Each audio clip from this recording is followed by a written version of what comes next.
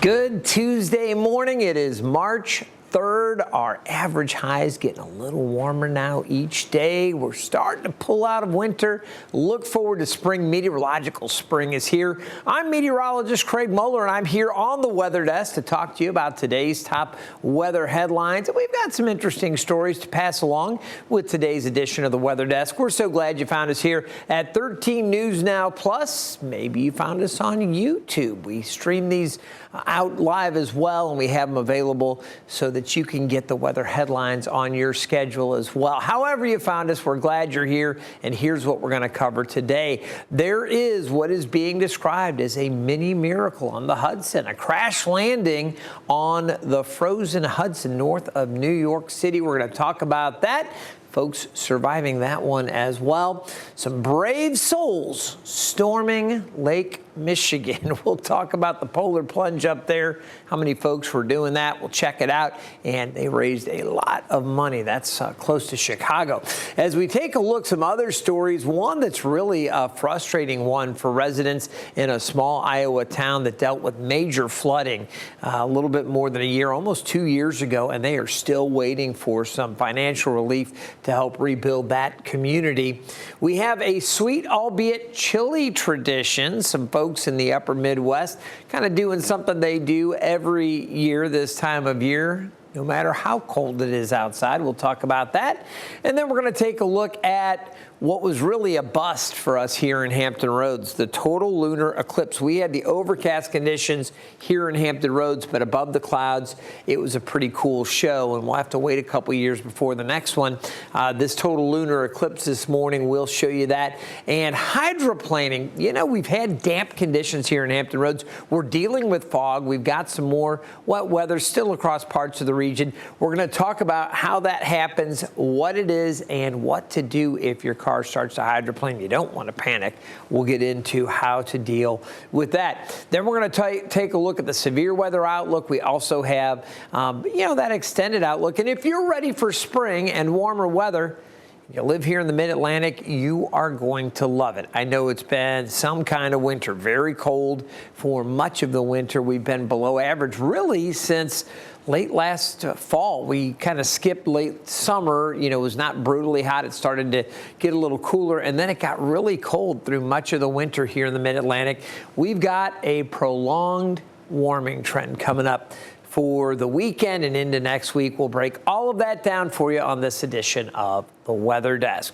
We're going to start off by taking a look at what's happening nationally. A couple of things you may notice if you've got a keen weather eye and you take a look at these satellite images, and we're looping these, you can see there's a circulation out here. When you see that counterclockwise circulation here in the northern hemisphere, that's an area of low pressure, what we call cyclonic flow. That's a cyclone there moving across Wyoming and northern Colorado here. That's one area of low pressure. We've got another area of low pressure along a frontal boundary here, and there's another one that is just offshore. So as we take a little closer look at this, we'll jump in, and I'll just stop it here, and we'll put the fronts on and the boundaries. Here's the one area of low pressure I showed you.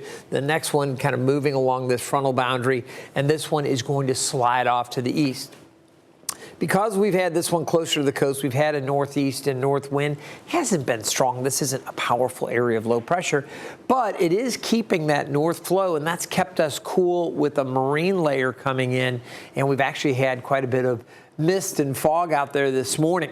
This area of low pressure is going to kind of lift, and it's lifting a warm front through this air down here, much warmer, and that is what is going to build into our region for a prolonged period of time. So some warmer air set to move in as those kind of boundaries, those areas of low pressure and that frontal boundary lifts a little bit. Right now, we still have some winter weather alerts to talk about, including a winter storm warning for some of the mountains here in the eastern part of West Virginia. We'll take a little closer look, and you can see it's basically from Elkins down through Bluegrass. Once you get into this region, you find the potential for some of those more problematic areas in the high country over the mountains, some of those passes, some of the hollers. They're going to have some issues with some potentially heavy snow or some mixed precipitation, some ice potentially for some of those locations. It's a winter weather advisory with much lighter amounts from Front Royal and Gainesville up through Winchester, Hagerstown, down, you head over towards Baltimore. They are under the winter weather advisory.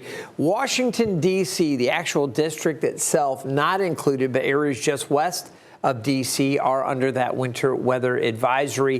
And then areas off to the north, including, well, they just took Philly out. Earlier, Philadelphia was also under that, but they were just taken out.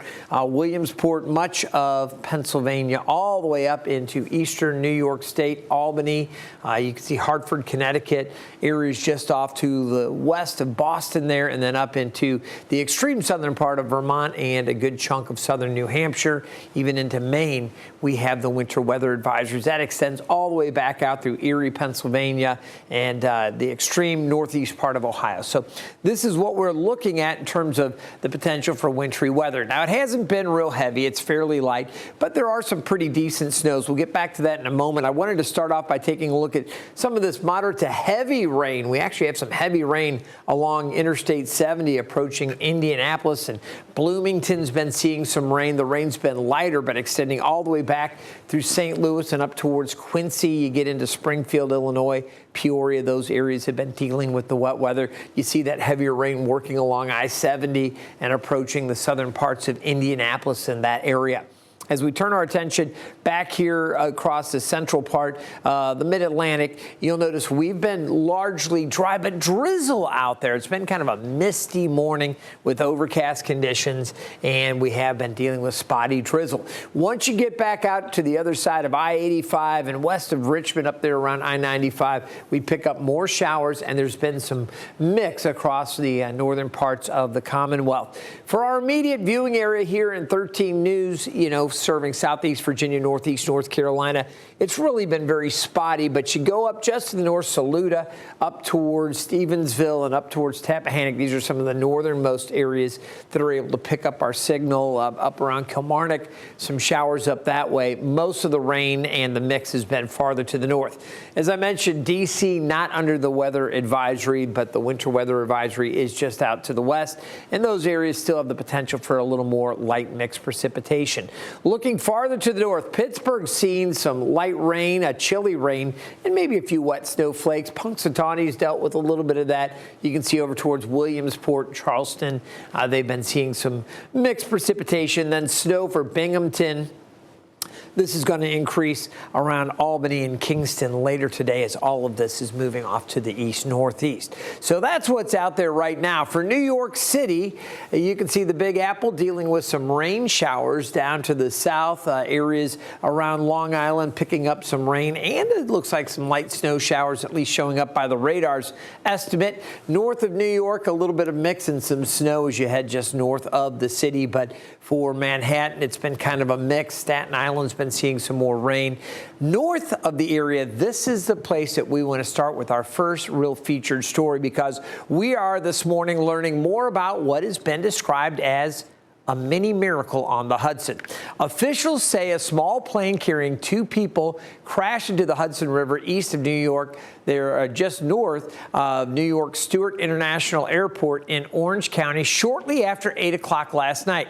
First responders were able to locate the plane, and the occupants were able to escape and get out of the plane and eventually swimming to shore, according to Middle Hope Fire Department officials. The individuals, a pilot and a passenger, were evaluated at the scene before being taken to the hospital. Fortunately, they are expected to be okay. So some good news with that plane crash there around Newburgh. All right, we're going to turn our attention to the chilly conditions across the upper Midwest. And let's go to Chicago, because in Chicago, thousands of people braved icy Lake Michigan Sunday, and it was all for a great cause. More than 4,300 participants dove into the frigid waters at North Avenue Beach for the annual Polar Plunge, raising over $1.5 million for Special Olympics of Illinois. Jasmine Miner has the story.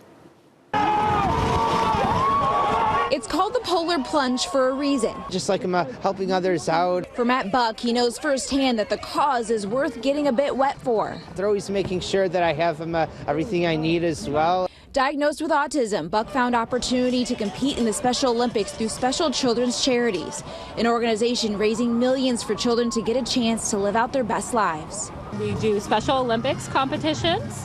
all across the city. We also do life enrichment, so we offer things such as online cooking courses. We do special rec, and then we have a partnership with Second City, and we offer camps throughout the summer as well. I never thought he would get those opportunities, you know, when you like kind of suffered through the early organized sports days when he was a kid and like crying in the field with t-ball, and then to find his niche with Special Olympics has just been incredible. The Bucks make this day a family affair. Matt's mom, Kathleen, says seeing the support from the city, elected officials, including Illinois Secretary of State Alexi Giannoulias, is a reminder that everyone deserves to find where they belong. They, you know, meet these guys and girls. I mean, they just have such a different take on life and finding their own, you know, what they're able to do, watching these athletes do what they can do. Whether you're a plunger or a supportive cheerleader. Watch these people jump in. Oh my God. Mom's staying dry. Incredible. Mom's staying dry this year.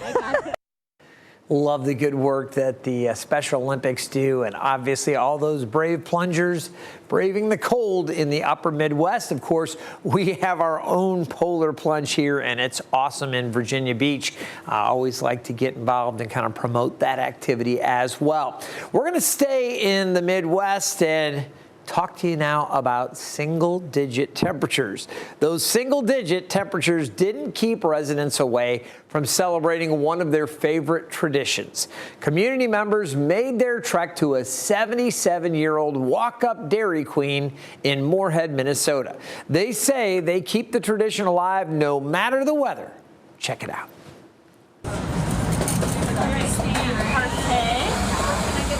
History. I've been doing this for years and years. On March 1st, this is the best Dairy Queen around. You wait all year, and you just got to have that. And they have the best dilly bars. They're the first ones, and they have the special barbecue recipe. No other one tops it. This is our 77th year, and not very many restaurants can say anything like that. Here we go. My wife wants a butterscotch milkshake. You cannot get a butterscotch. You can get caramel, but not butterscotch at any other Dairy Queen around this area. Like years ago, Dairy Queen used to make everything in store. Well, we still make all of our dilly bars, all of our DQ sandwiches. We may have every novelty that we have except for the pre-manufactured and the special ones like a Heath Toffee bar we do not make here, but everything else we still manufacture just like it was intended to be in 1949. I think I'm going to sit down on the table. They got them all ready to frost off. I'm warm enough dressed so I can have my ice cream before, well, it won't melt. That's a nice thing. This is beautiful today. I mean, it's a little chilly, but the sun's shining. It'll get a little warmer. Like I say, I've been here when it was 8 below zero. You know, so it's okay. All right, we talk about how hardy the folks in the upper Midwest are. It's really what your bodies are accustomed to, because if we were facing single digits here in Hampton Roads in the Mid-Atlantic, the last thing anybody would be thinking is, hey, let's go get some ice cream. And you see some of those folks, they didn't even have like hats or anything protecting their ears. You're like, it's another day in Minnesota, you know, single digits. It's cold, sure, but they deal with it and they love it. So that is a great story, and some very hardy, strong folks up there in Minnesota. All right, now we're going to turn our attention to some frustrated folks. I hate to do that. As we take a look, though, we do want to talk about the situation in the northwest part of Iowa, specifically the community at Rock Valley. It's been 20 months since the Rock River flooded and damaged hundreds of homes in the town here of Rock Valley. They are on a waiting list and waiting for federal decision that could fund the demolition of 150 flood-damaged properties. So far, funds have been secured from the city and state, but FEMA is still reviewing Rock Valley's application, and this is what one neighborhood near Rock Valley River on the west side of Rock Valley looks like on Monday. You can still see broken windows. It's been a tough situation, torn siding, houses literally falling apart. City officials say they are close to getting FEMA funds, but a demolition date for those damaged properties will wait until they actually have the money to do their work. So a lot of folks up there very frustrated that they're still waiting, but it's one of those things where they just need a little more patience, it looks like, as they will have a long road with that recovery. All right, well, that's what's happening up in that part of the country. I do want to talk to you about the severe weather outlook. No real great threat of flooding, but there is the potential level 1 threat. That's a marginal threat for some severe weather from Oklahoma and Kansas into Missouri. And the primary threat from this, not tornadoes, not damaging winds, but in this case, we are looking at the potential for larger hail. This is from Oklahoma City up through Wichita, Springfield, Missouri, up through Kansas City, all the way through the St. Louis metro area and up towards Quincy, Illinois. So this is the area, just a slightly elevated risk of hail, but that is the concern. Still pretty chilly up there on the backside of that storm system that is moving off to the east. Now, that's for today. Tomorrow, we actually have a level 2 or a slight risk of severe storms, and that includes Dallas all the way up through the western portions of Arkansas. One of the threats there, again, you have the threat for hail, and in this case tomorrow, there's actually a level 2 threat for hail in this same highlighted area. Again, the level 1 threat goes all the way up through the Ohio River, up into the southwest part of Ohio, northern Kentucky, southern Indiana, and Illinois as well as southern Missouri. But I wanted to take a closer look at this because it's not just hail. They have to be mindful of strong damaging winds in these areas.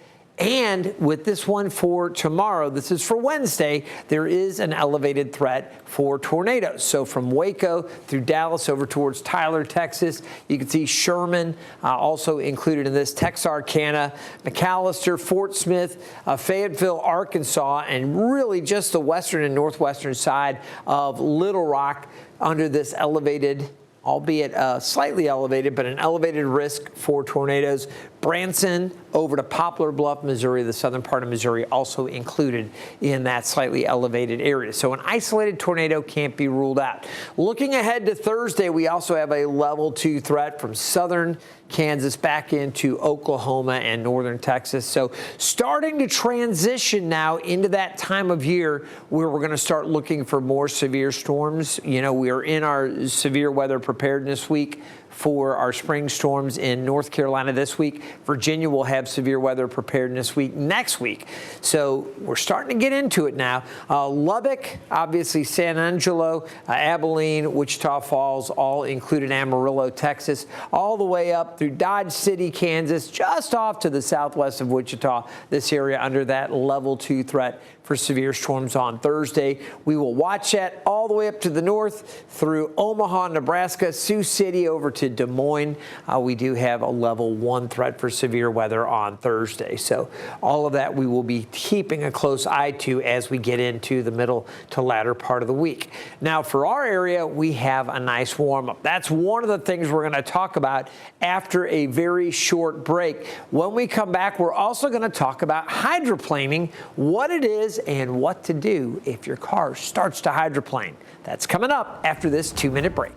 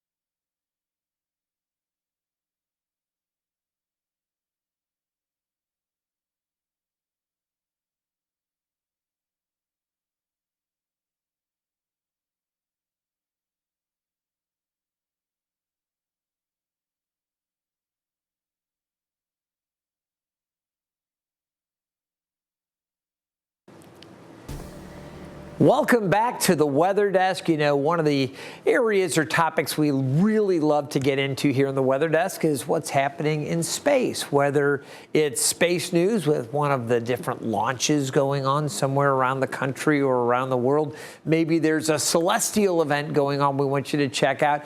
In this case, we were so excited about the total lunar eclipse. Now, we knew we were going to see clouds this morning, and unfortunately, instead of having a beautiful sky like that, we did have overcast conditions. So if you tried to look up and see the lunar eclipse here in the mid-Atlantic or along the East Coast, a lot of folks very, very disappointed by all the cloud cover. But the West Coast got a much clearer view.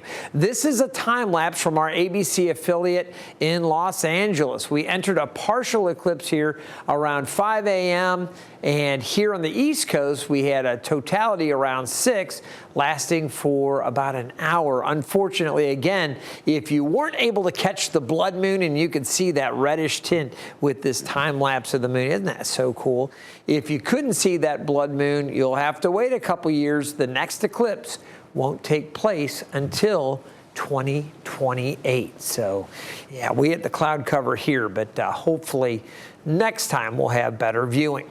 All right, one thing that's reduced our visibilities, we've got fog, not only low cloud cover, but fog as well. Hampton over to Newport News, only a half-mile visibility. We've got less than a mile, Virginia Beach, Norfolk, and Suffolk, a quarter-mile visibility out in Wakefield. We knew we were going to see some dense fog. Visibility's down less than a mile from Currituck to Elizabeth City, so folks need to take it easy, allow extra travel time this morning. That has been something that we've been dealing with throughout the morning. The other thing we've been looking at is damp road conditions. And while the roads haven't been hit with really heavy rain right now, it has been damp and it is slick.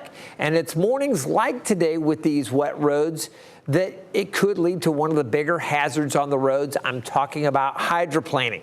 Meteorologist Evan Stewart breaks down how it happens and what you can do to stay safe. Whenever rain moves into the region, one of the biggest hazards for drivers is hydroplaning. That's a dangerous loss of control that can happen within seconds. Now, hydroplaning occurs when a layer of water builds up between the vehicle's tires and the road's surface. This keeps the tires from making proper contact with the pavement, and when that happens, steering, braking, and acceleration can all become ineffective. Even just a thin layer of water can be enough to trigger hydroplaning, especially at faster highway speeds. Now, proper tire care plays a major role in reducing the risk. Tires with an adequate tread depth are designed to channel water away from the tire, allowing it to maintain contact with the road surface. Now, when driving in heavy rain, slow down, avoid using cruise control on wet roads, keep both hands on the wheel, and increase that following distance. If hydroplaning does occur, ease off the accelerator, avoid sudden braking, and steer gently in the direction you want the vehicle to go until traction returns.